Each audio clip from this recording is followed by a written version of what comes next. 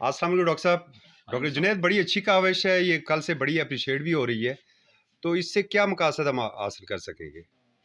तो सबसे पहले तो मैं खराज तहसीन पेश करता हूँ शाह साहब को, अजीज शाह साहब को, कि उन्होंने एक बहुत ब्रिलियंट आइडिया फ्लोट किया जो कभी हमारे माइंड में भी नहीं आया कि जी ये मेहरबानी बॉक्स रखा जाए जिसमें कोई बंदा अगर दवाई लेता है उसके पैसे बकाया बचते हैं वो इसमें डाल दे, या वैसे कोई बीच में थोड़ा सा डाल देता है, और जिससे जब कभी किसी को इस काबिल नहीं होगा कि वो दवाई खरीद सके तो उससे इन पैसों से उसको दवाई दिलवाई जा सके।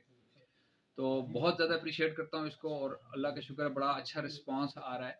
मैं यही कहना चाहता हूँ सबसे जो सुन रहे हैं कि बेशक आप बहुत ज़्यादा ना डालें पैसे, आप थोड़े डाल दें, लेकिन वो ये होता है कि थोड़ा थोड़ा थोड़ा थोड़ा जो है वो कतरा कतरा जो है वो समंदर बन जाएगा और किसी मजबूर इंसान के ज़रूर काम आ जाएगा।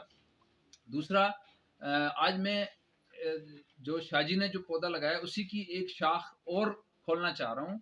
मैं एक बॉक्स ऐसा भी लगाना इसी के साथ, ये तो पैसों का बॉक्स है, इसी के साथ एक हम मेडिसिन का बॉक्स भी रखेंगे जिसमें तमाम घरों में हम सब लोग दवाइयाँ जब लेके जाते हैं तो बाज़ औक़ात हम 2 दिन दवाई खाते हैं, 3 दिन खाते हैं, ठीक हो जाते हैं और वो दवाई बच जाती है और वो घर में पड़े पड़े एक्सपायर हो जाती है। तो वो तमाम लोग जो अव्वल तो ये है कि अपना कोर्स पूरा करें। इसका हरगिज़ ये मतलब नहीं है कि आप अगर ठीक हो गए तो अपनी दवाई फेंक दें और अपना कोर्स पूरा ना करें। पहली तलकीन यही है कि जो आपको कोर्स एडवाइस किया गया आप वो कोर्स पूरा करें।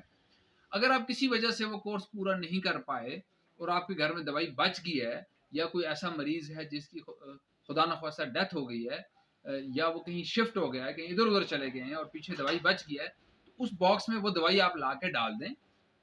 हमारे डॉक्टर्स देखेंगे कि जब किसी के पास दवाई अफोर्ड करने का पैसे नहीं हैं और वो दवाई उसको दी जा सकती है, रेलिवेंट मेडिसिन उस बॉक्स में मौजूद है, तो वो हम दे देंगे उसको। अगर उस बॉक्स में ये मेडिसिन नहीं आएगी तो उस मेडिसिन का फ्यूचर ये है कि वो घर में पड़े पड़े एक्सपायर हो जाएगी, और एक्सपायर होने के बाद ना उस बंदे के काम आएगी जिसने घर में रखी हुई है और ना उसके काम आएगी जिसके पास पैसे नहीं है दवाई खरीदने के। सो इंशाल्लाह जब आप अगली दफ़ा आएंगे तो यहाँ आपको एक और बॉक्स भी मिलेगा जिसको कि मेडिसिन बॉक्स का हम नाम देंगे। सो बहुत शुक्रिया। डॉक्टर साहब, आपका चूँकि अक्सर व बेशतर मरीज़ों के साथ राब्ता रहता है, हालिया जो फ़ाइनेंशियल क्राइसिस है, किस तरह देख रहे हैं आप अपने मरीज़ों को, उनकी क़ुव्वत ख़रीद किस हद तक है? देखिए, रिसेंटली ख़ास तौर पे जो इन्फ्लेशन आई है, महंगाई आई है, उससे आम आदमी बहुत मुतासर हुआ है, और जो लोअर क्लास है जिसकी इनकम नहीं, या तो होता कि महंगाई बढ़ने के साथ साथ लोगों की इनकम भी बढ़ चुकी होती, कोई उनको अल्टरनेट सोर्स ऑफ इनकम नज़र आ रहा होता, कहीं से उन्हें कोई सोशल सपोर्ट या कोई फाइनेंशियल सपोर्ट और मिल रही होती, तो फिर तो इतना मसला नहीं था। लेकिन जिनकी इनकम उतनी ही है, अखराजात बढ़ गए हैं, एक्सपेंसेस बढ़ गए हैं, वो लोग बहुत परेशान हैं, और उनकी परेशानी का अंदाज़ा अस्पताल में लगाया जा सकता है जब वो आते हैं और वो बहुत मुश्किल से मेडिसिन ले पाते हैं और टेस्ट करवा पाते हैं, और ख़ुसूसन जब हम यहाँ से किसी पेशेंट को रेफ़र करते हैं तो वो तकरीबन वो रोने वाला होता है कि डॉक्टर साहब हम यहाँ तक मुश्किल से आए थे, हम यहाँ से आगे क्या जाएँ? क्योंकि द मोमेंट किसी को बताया जाएगा अब हम आपको पिंडी भेजने वाले हैं, तो पहली चीज़ उसके माइंड में यही आती है कि इसका मतलब है कि मेरा खर्चा बढ़ने वाला है, क्योंकि यहाँ से पिंडी मूव होने का मतलब ये है कि उसे न सिर्फ आने जाने के किराए के अलावा उसके वहाँ मज़ीद टेस्ट, मज़ीद इलाज, और वहाँ रहना सहना और वहाँ खाना पीना, मतलब उसका जो बजट है वो बहुत आउट हो जाता है। तो लोग इंतहाई परेशानी के आलम में अगला सवाल मुझसे यही कहते हैं कि डॉक्टर साहब किसी तरह यहाँ हमारा मसला हल नहीं हो सकता। सो इससे हमें अंदाज़ा होता है कि लोग बहुत परेशान हैं। एक फार्मेसी में मेरी बात हो रही थी कि एक मोटो आपने रखा हुआ है कि कोई दवाई के बगैर ना जाए, मैकेनिज़्म क्या रखा हुआ है? देखिए, ये काम डॉक्टर जहांगीर साहब करते हैं, और वो कभी बिलीव मी कि कभी उन्होंने हमें भी नहीं बताते कि मैं कैसे करता हूँ, किस तरह करता हूँ। वो कुछ खामोशी से ही उन्हें, जो हमारे यहाँ फार्मेसी के इंचार्ज हैं अतीक, उनको उन्होंने कोई हिदायत दी हुई हैं, और अतीक खामोशी से अगर कोई ऐसा मरीज़ होता है जो कि बहुत मजबूर है, उसके पास इतने पैसे भी नहीं है कि वो दवाई खरीद सके, तो वो अतीक डॉक्टर जहांगीर साहब से वो राब्ता करवाता है और वो कुछ करते हैं। मुझे इसके बारे में डिटेल नहीं पता, क्योंकि इस चीज़ को उन्होंने बहुत ही सीक्रेट रखा हुआ है।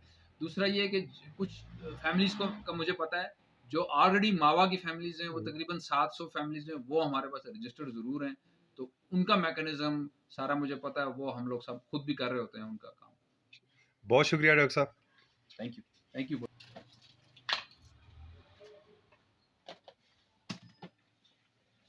माशाल्लाह जी, अजीज़ शाह साहब, बहुत आउट क्लास आपका आइडिया और बड़ा पसंद किया गया है इसे।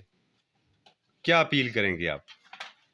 सर सबसे पहले तो मैं शुक्रिया अदा करूंगा वर्ल्ड न्यूज़ का, उसके बाद अल आज़म हॉस्पिटल का के सारे स्टाफ का, उसके बाद डॉक्टर जहांगीर अब्बासी साहब का, और फिर उसके बाद साथ ही हमारे जो जिना वेलफेयर के बड़े मुतहर्रिक और बड़े बाइज़्ज़त मेंबर हैं डॉक्टर जे जे अब्बासी, इनका शुक्रिया अदा करूंगा कि इन्होंने ये काम यहाँ पे अपनी फार्मेसी में स्टार्ट किया है।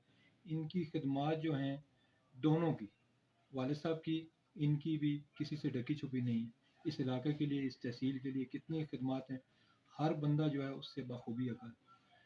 उसके साथ साथ ये जो हमने शुरू किया है, डॉक्टर साहब ने शुरू किया है और आपने इसमें हिस्सा डाला, बाकी लोगों ने हिस्सा डाला और यहाँ के स्टाफ ने, फार्मेसी के स्टाफ ने जो स्टार्ट किया है, ये हमें ज़रूरत थी।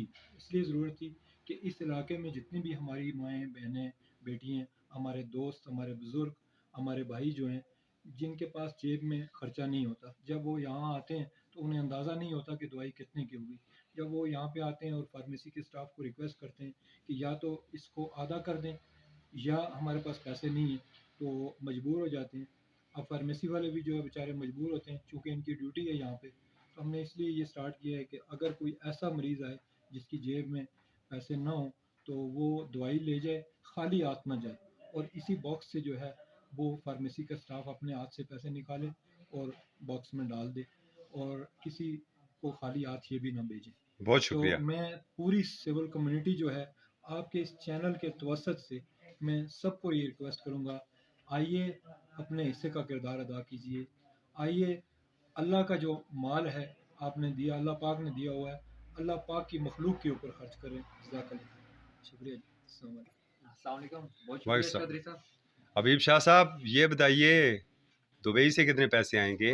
इंशाल्लाह इंशाल्लाह आप जब से हैं हमारे साथ, आपने जितना भी ब्रिज का किरदार अदा किया है पिछले लास्ट 2-3 ईयर से, तो शाना मशाना रहे हैं अपने इलाके की खिदमत के लिए, अपने आवाम की खिदमत के लिए। तो इंशाल्लाह ओवरसीज़ भी साथ ही होगी। हमारी डॉक्टर साहब से अक्सर डिस्कशन होती रहती थी, क्योंकि जुनैद जहांगीर साहब मुख्तलिफ़ कंट्रीज़ का, जहांगीर साहब कंट्रीज़ का विज़िट कर चुके हैं।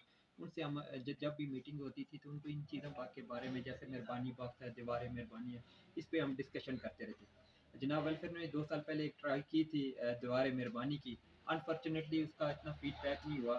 तो इंशाल्लाह अभी जितनी होप्स डॉक्टर जहांगीर साहब और डॉक्टर जुनैद जहांगीर साहब ने हमें दी हैं, ये इंशाल्लाह फ्यूचर में हमारे इलाके के कोई भी आवाम एक नुक्कड़ से, एक कॉर्नर से दूसरे कॉर्नर तक, इंशाल्लाह कोई भी जो मौजूदा क्राइसिस हैं, अगर कोई परेशान है तो उनकी इंशाल्लाह परेशानियाँ ख़त्म हो जाएंगी।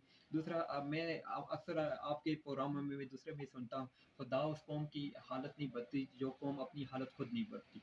हम कब तक किसकी का इंतज़ार करेंगे, हम कब तक लोगों के पीछे भागेंगे, हम ये खुद क्यों नहीं करते थे। हमारे बहुत मोहसिन हैं, इस इलाके की खिदमत कर रहे हैं 2 दहाइयों से।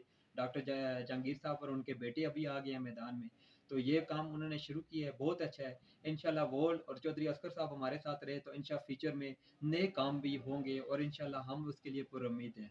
अल्लाह पाक आप सबका आमीन नासर हो।